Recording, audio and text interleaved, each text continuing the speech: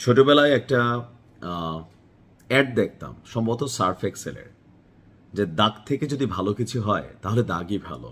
ঈদ মোবারক।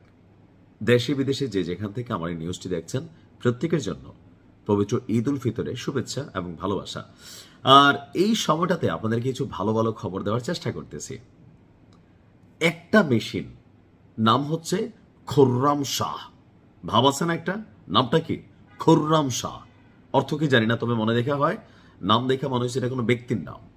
তো দাগটা হচ্ছে, আমি গতকালকে বলছিলাম যে সর্বোচ্চ নিরাপত্তা কর্মকর্তা ডাক্তার আলী লারিজানি, তিনি গত পরশুদিন শাহাদাত বরণ করেছেন। এবং কি, যেই কয়জন আইকনিক খেলোয়াড় ধরা হয় আজকের ইরানকে তৈরি করার জন্য, এর মধ্যে ডাক্তার আলী লারিজানি অন্যতম একজন ব্যক্তিত্ব। তো তাকে শাহাদাত করার পর ইরান বলছিল জবাব দেব, কথা রাখছে ইরান।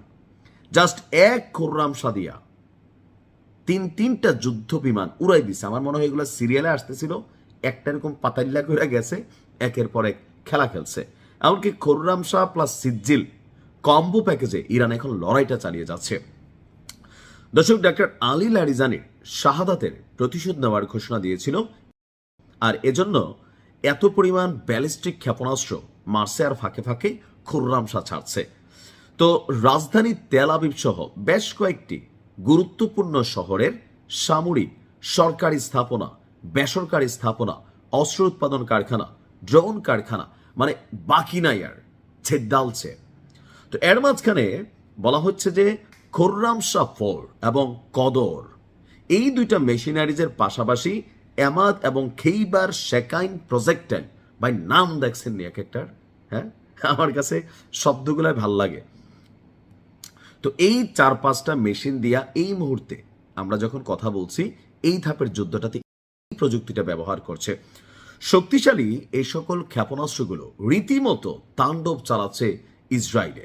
বিশেষ করে গরিয়ান আন্তর্জাতিক বিমানবন্দর, যেখানে ইসরায়েল যুদ্ধ বিমান রাখা ছিল, সেখানেও আঘাত করেছে এই 4টার যে কোনো একটা।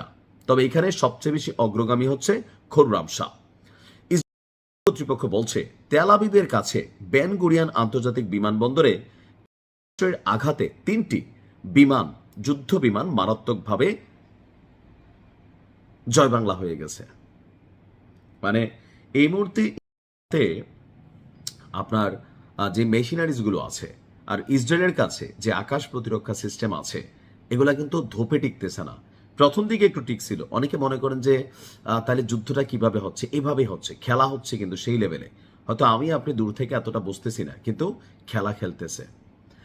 ইরানের যে অবস্থান, আমার কাছে মনে হয় যে ইরান ঝুঁকবে না।